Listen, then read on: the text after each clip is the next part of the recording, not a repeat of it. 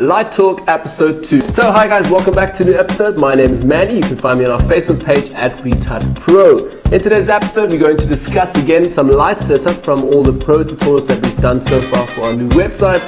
Let me get also right into it. First of all, today we're going to work again with the beauty dish like we did last time, but this time we're going to work just with the beauty dish, so literally just one light. A silver reflected beauty dish as well. We have a bit of diffusion material here, which you can basically place on top of this beauty dish. Okay, I need 2 hands for that. Anyway, so today we used just this light, and we also didn't work with our big Elenchrom strobes. We just worked with the small Quadra range. So basically these are very handy. You can move around quickly with them. Yeah, you can either put them also on a stand, or your assistant can just hold the light and move around quickly. I really love working with these lights. They're pretty cool, awesome. Alright, then as well, let's talk a little bit about just the lights. First of all, again, I will also put in a video here so you guys can actually see a little bit of a behind the scenes. Me working there with the assistant, and we work the beauty dish just up and down a little bit, and you obviously can walk around. So that's cool having an assistant holding the light. So then again, for the first shot, as you guys can see here, it's pretty bright in the background already.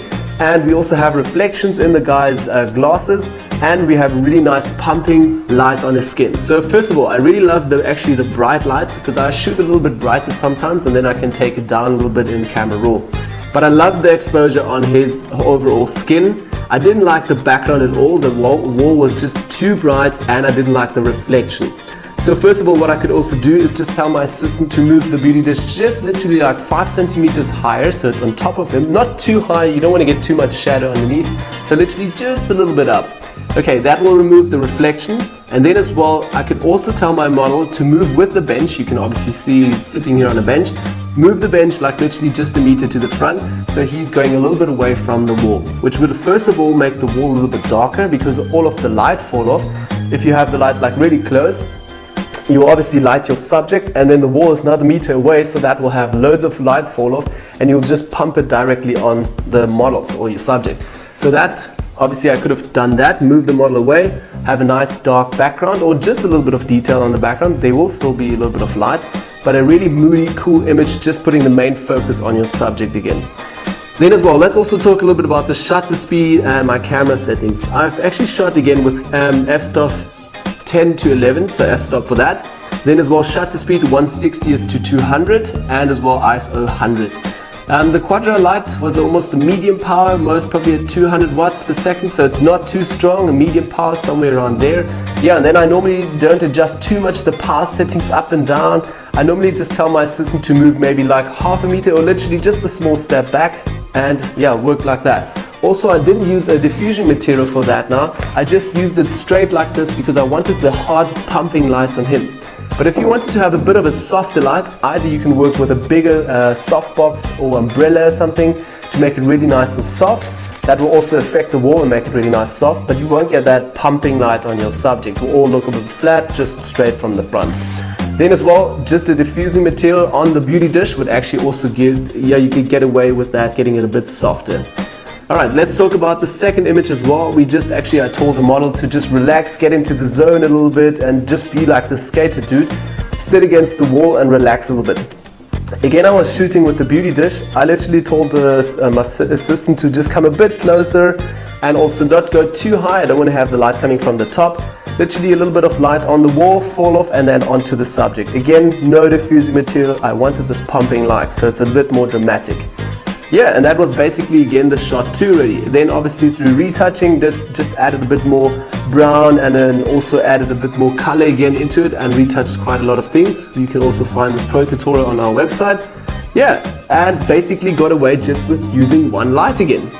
Yeah, so that's also all for our quick light talk today. So I hope you guys do like these episodes. Please give me a thumbs up if you want to see more of those. In the future, we can also do some more complex light setups.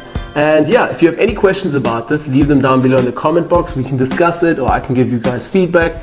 And yeah, I've seen that the first light talk went pretty successful. Actually, it was pretty good. We got a lot of responses and a lot of thumbs up. So thanks for that as well. Yeah, that's all from me. Hope you enjoy your weekend, and I'll see you guys all on Monday for a new Photoshop tutorial. Bye bye guys.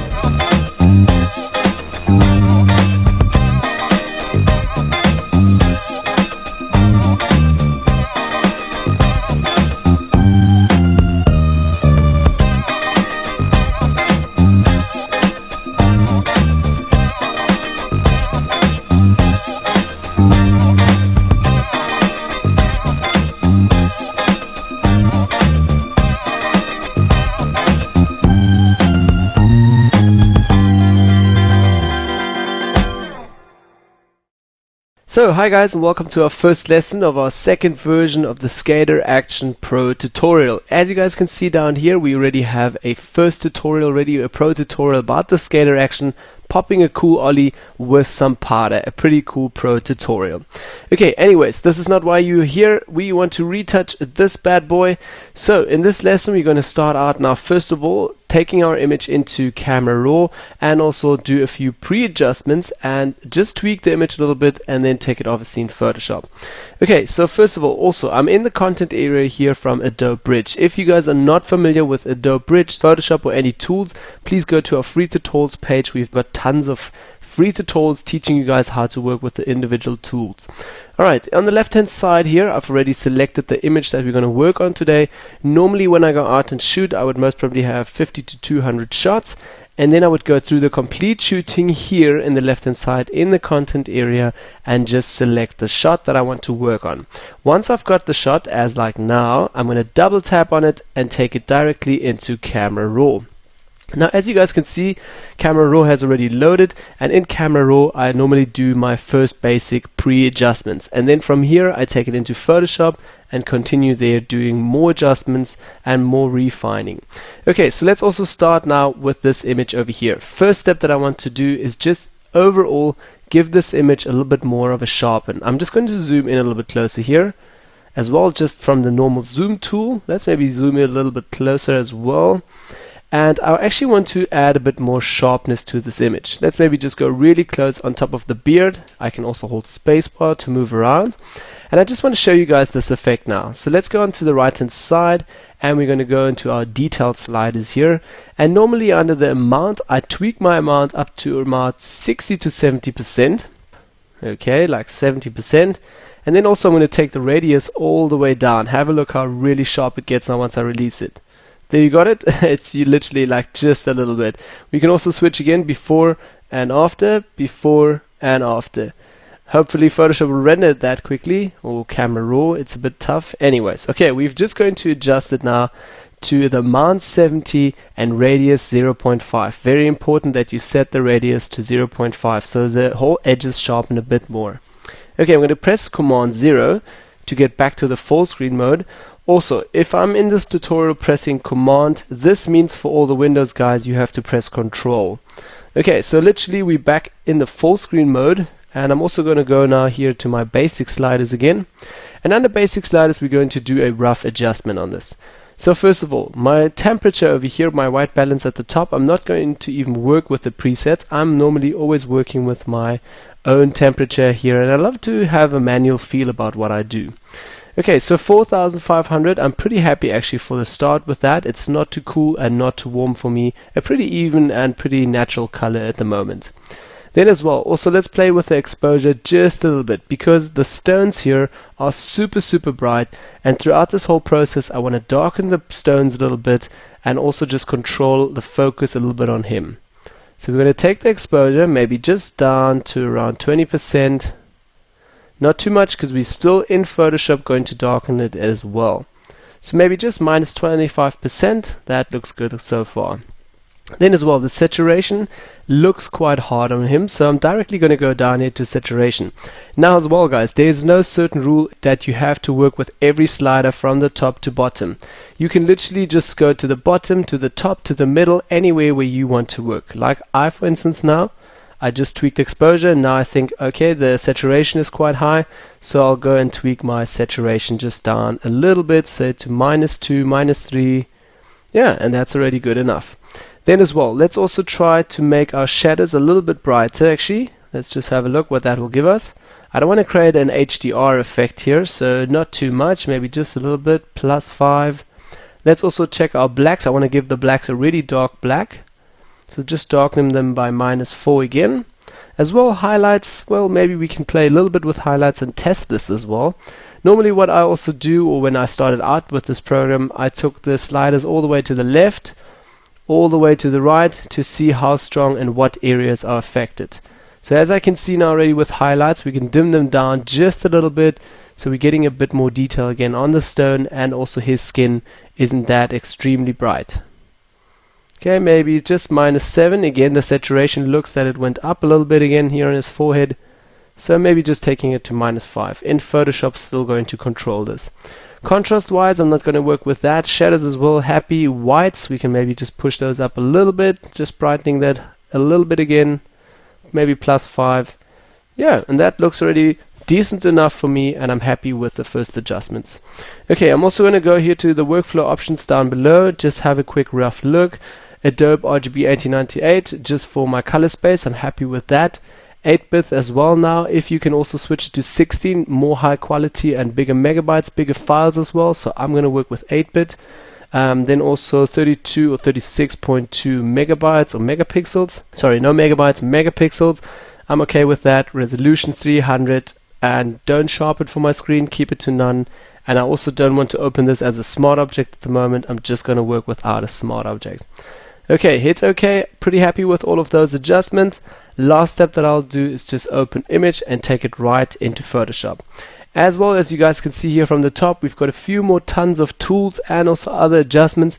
Normally I don't spend too much time in this software and don't spend too much time fiddling around with all these tools, because you can either do it here and do a few pre-adjustments, or you can do it just in Photoshop and have more control because you can fall all the way back again.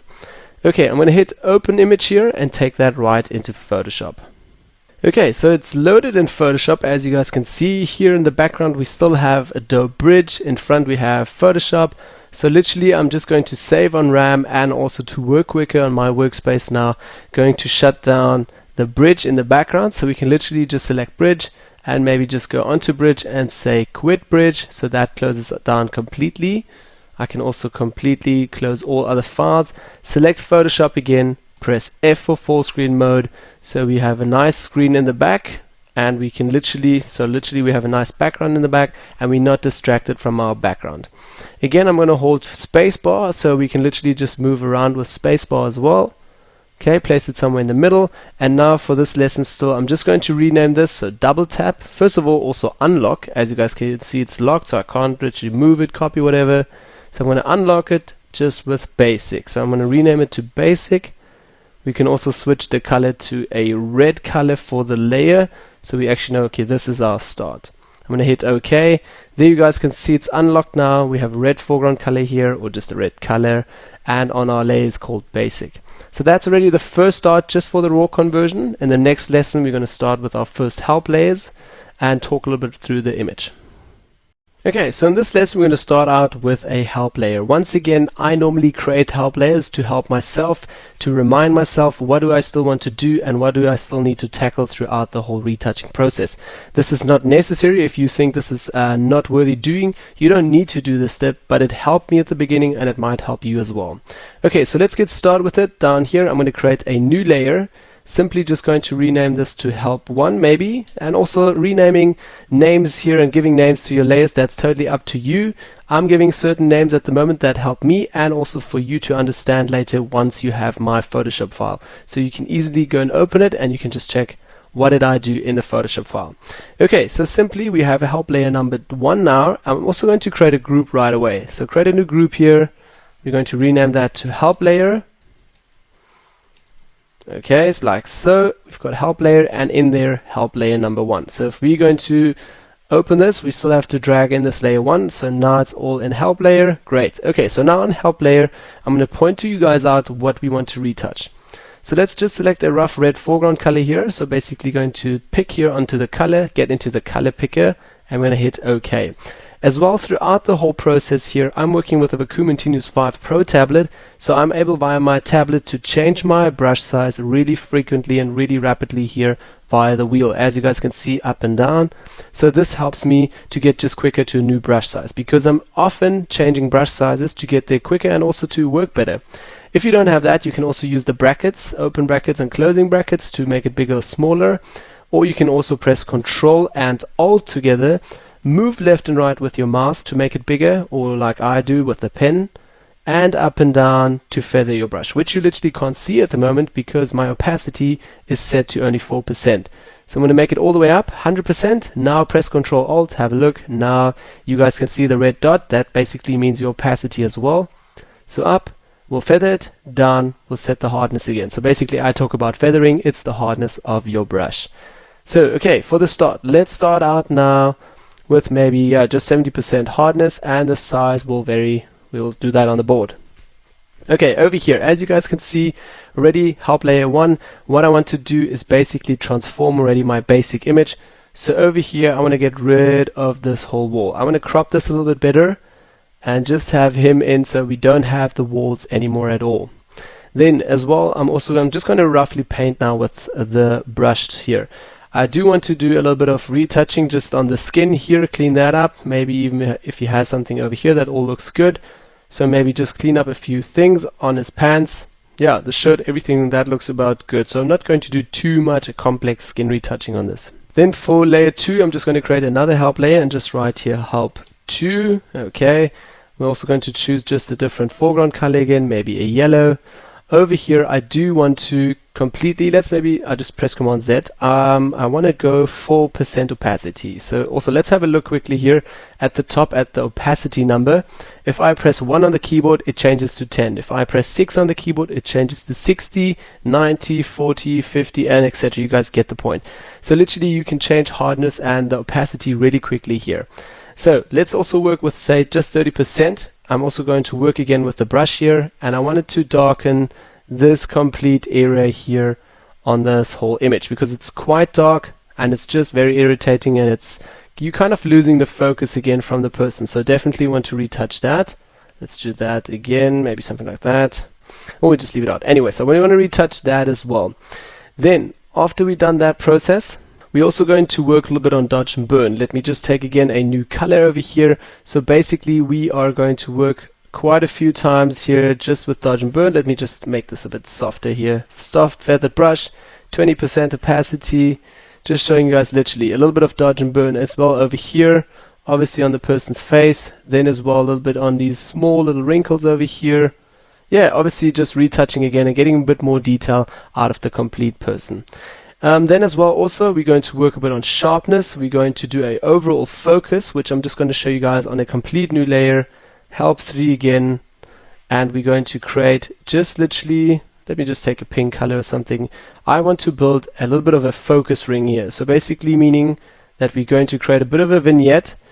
We're going to have these areas a little bit darker and a bit more focus into the center of the person here. So basically that we have a little bit brighter in the center and a bit darker outside, a bit of a vignetting.